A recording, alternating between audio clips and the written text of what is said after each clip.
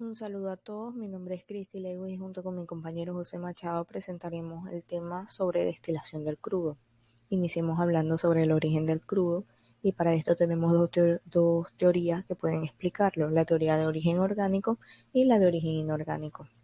La teoría de origen orgánico establece que el petróleo es un hidrocarburo de origen fósil, fruto de la transformación de materia orgánica que se depositó en grandes cantidades en fondos anóxicos de mares o zonas lacustres del pasado geológico, y fueron posteriormente enterrados bajo pesadas capas de sedimentos. Estos microorganismos durante millones de años fueron sujetos a distintos procesos físicos y químicos. La transformación química, o que también puede ser conocido como craqueo natural, debido al calor y a la presión durante la diagénesis, produce en sucesivas capas, desde betún a hidrocarburos cada vez más ligeros. Estos productos ascienden hacia la superficie debido a su menor densidad, gracias a la porosidad de las rocas sedimentarias, y si se dieran las circunstancias geológicas que impiden dicho ascenso, se formarían entonces los que conocemos como yacimientos petrolíferos. La hipótesis del origen abiogénico del petróleo sostiene que en el interior de la Tierra existen hidrocarburos de origen estrictamente abiogénico, esto es para explicar la teoría de origen inorgánico. El geólogo Nikolai Kudryavtsev es considerado el padre de la teoría biogénica sobre el origen del petróleo, la cual afirma que el petróleo se formó a partir de fuentes no biológicas de hidrocarburos situados en las profundidades de la corteza terrestre y del manto. La teoría inorgánica sobre el origen del petróleo no es más que eso, es una teoría, ni dadas las dificultades que ha tenido la comunidad científica para poder justificarla, no es una teoría que tenga mucho campo o mucho renombre. Vamos a observar en la imagen, tenemos un diagrama animado sobre el proceso de origen del petróleo, que hace 300, 400 millones de años atrás tenemos los organismos marinos y microorganismos que luego se depositaron en el fondo del mar.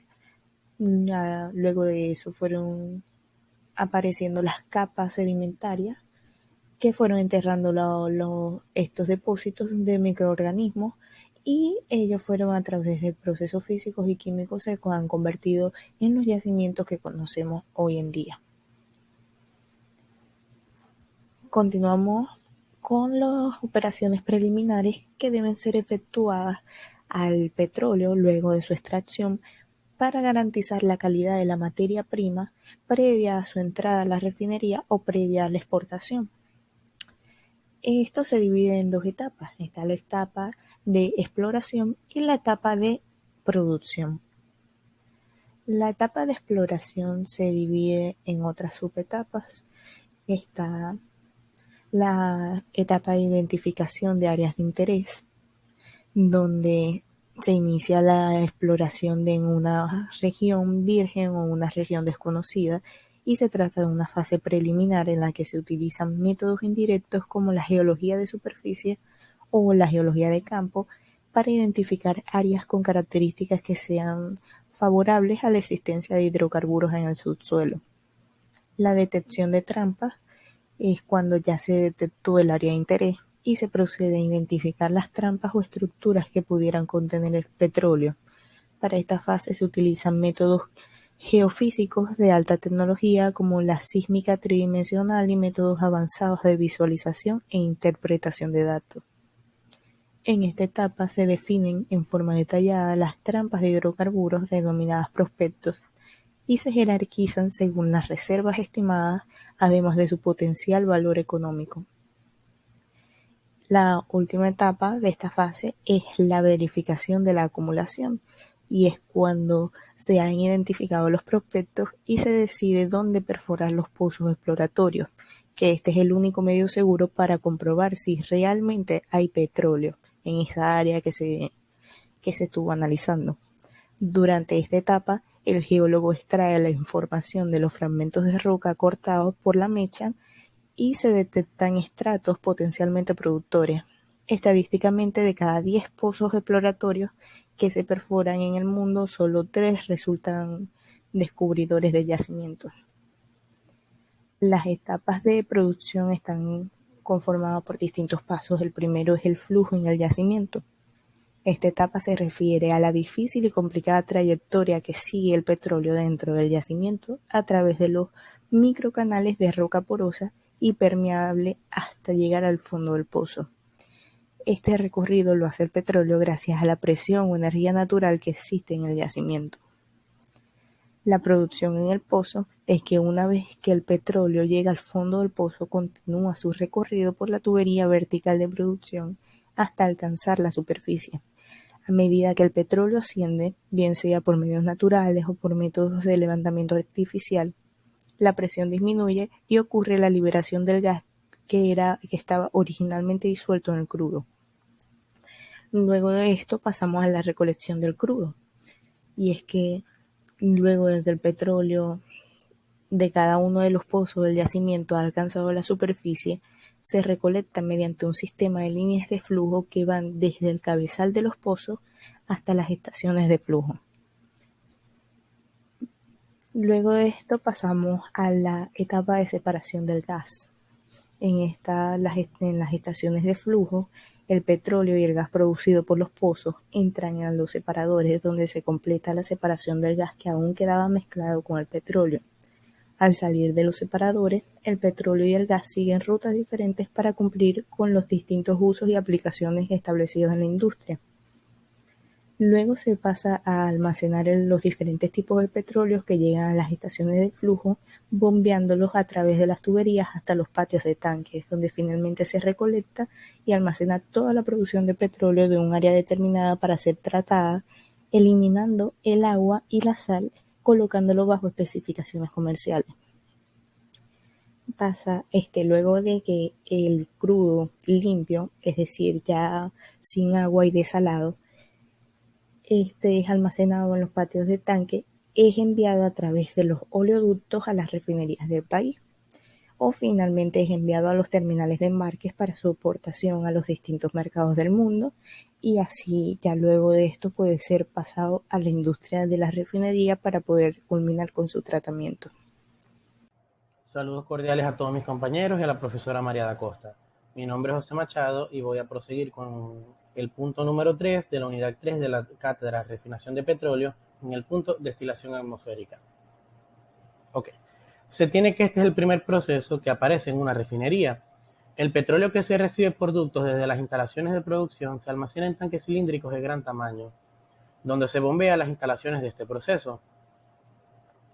El petróleo se calienta en equipos especiales y pasa a una columna de destilación que opera a presión atmosférica, en la que, aprovechando la diferente volatilidad de los componentes, se logra una separación en diversas fracciones que incluyen gas de refinería, gas licuado de petróleo o por sus siglas LPG, nafta, queroseno, gasóleo y un residuo que corresponde a los componentes más pesados que no llegaron a evaporarse. Hay que recordar que en una destilación, tanto la corriente de fondo como la de tope son corrientes objetivos. Entonces, en este proceso primero se retiran los compuestos más volátiles de la solución sin causar degradación térmica a los otros componentes en la alimentación. Para que dicho proceso ocurra, es necesario que ocurra un equilibrio líquido-vapor dentro de la columna de destilación, por lo que estos equipos son diseñados para llevar a cabo el proceso a condiciones de presión y temperatura exactas para lograr así a cabalidad el objetivo en un tiempo controlado. Tenemos ahora la unidad de destilación atmosférica TOPEM, donde para ser más objetivos con el funcionamiento de una unidad de destilación atmosférica, tenemos que la fase de vapor se produce en el horno y la zona de carga de la fraccionadora. En el horno se transfiere la energía necesaria para producir el cambio de fase, y en la zona de carga se reduce la presión del sistema, produciéndose así el flash de la misma y resultando en la evaporación definitiva. La fase líquida se obtiene mediante corrientes de reflujo, que son reciclo de hidrocarburos que se retornan a la columna después de enfriarse, intercambiando calor con fluidos refrigerantes o carga más fría que el mismo. La función de esta etapa es eliminar controladamente la energía cedida en el horno de precalentamiento. Tenemos ahora las principales variables operativas de la unidad, que son temperatura de transferencia, que se define como la máxima temperatura a la que se lleva el crudo para llevarlo a la vaporización. El rendimiento del proceso depende directamente de esta variable. Tenemos la presión de cabeza, que es la presión a la cual se produce la operación, ya que afecta directamente al equilibrio líquido-vapor, no se suele variar con frecuencia. Tenemos también la temperatura de cabeza, que es la temperatura de la zona superior de la columna. Se controla con el reflujo de cabeza, el cual es la corriente fría que genera los líquidos que contactan con los vapores y producen el equilibrio líquido-vapor. Tenemos la temperatura de corte, que es la temperatura a la cual se realiza la extracción de un corte lateral. Se controla con el reflujo de cabeza y los reflujos circulantes. Estos últimos tienen un comportamiento similar al reflujo de cabeza. Además, precalientan el crudo recuperando energía. Y por último tenemos la inyección de vapor, que el vapor en las fraccionadoras disminuye la presión parcial de los hidrocarburos, estableciendo nuevos equilibrios líquido-vapor, y así favorecer la vaporización de los componentes más volátiles. Por último, tenemos los productos que se recolectan de la columna de topping, que son gas de refinería o fuel gas licuado de petróleo, como se dijo anteriormente por sus siglas GLP. Se puede recolectar nafta liviana, nafta pesada, querosén, gasoil liviano, gasoil pesado y residuo atmosférico, que es el fondo del topping, que será posteriormente la alimentación de la unidad de destilación al vacío. Tenemos ahora el cuarto y último punto, destilación al vacío. La unidad de destilación al vacío tiene como finalidad la destilación de las fracciones de hidrocarburos que no pueden ser destiladas en la unidad anterior, la unidad de destilación atmosférica. Dado que, por la baja volatilidad de sus componentes, para poder llevar a cabo una destilación a condiciones de presión atmosférica, habría que someter la alimentación a temperaturas tan elevadas que podrían llevar a la degradación térmica de los componentes de la mezcla. Por lo que, recordando fundamentos termodinámicos estudiados, al disminuir la presión del sistema termodinámico se reduce la temperatura de saturación, haciendo así que pueda ser efectivo el proceso de destilación sin producir degradación térmica de los productos buscados. Para lograrlo, se baja la presión de trabajo hasta alcanzar presiones absolutas de apenas unos pocos milímetros de mercurio. El vacío es obtenido mediante eyectores de vapor. Y tenemos que un esquema de proceso de una unidad de destilación al vacío es, por ejemplo, este que tenemos en pantalla, donde el residuo atmosférico o crudo reducido procedente del fondo de la columna de destilación atmosférica se bombea a la unidad de destilación al vacío. Se calienta generalmente en un horno a una temperatura cercana a los 400 grados Celsius y se introduce en la columna de destilación. Esta columna opera con una presión absoluta de unos 20 milímetros de mercurio en la zona de ingreso denominada zona flash, por lo que se vuelve a producir una vaporización de productos por efecto de la disminución de presión, pudiendo extraerle productos más ligeros sin descomponer térmicamente su estructura molecular. La torre tiene características particulares que la diferencian de las fraccionadoras atmosféricas. Los elementos internos para producir el contacto líquido-vapor son rellenos especiales que permiten incrementar la superficie de contacto, favoreciendo así la transferencia de masa. Y tenemos también que el diámetro de la columna es variable. La zona de condensación o fraccionamiento presenta el mayor diámetro para minimizar la caída de presión y mantener el vacío homogéneo en la totalidad de la torre. La zona de cabeza es de menor diámetro, ya que el caudal de vapores allí es demasiado bajo debido a los cortes que se obtienen lateralmente. El fondo de la torre presenta el menor diámetro, para minimizar el tiempo de residencia del asfalto y evitar la descomposición térmica y formación del carbón en la columna.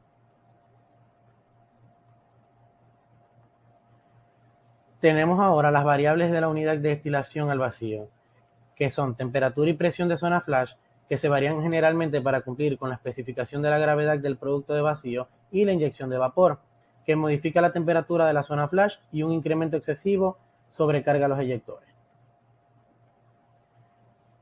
Por último, tenemos en la unidad de destilación al vacío se obtienen los siguientes productos: gasoil liviano de vacío, o por sus siglas GOL, gasoil pesado de vacío, o por sus siglas GOP, gasoil parafinoso y asfalto. Esperamos esta exposición haya sido de su agrado y muchas gracias por su atención.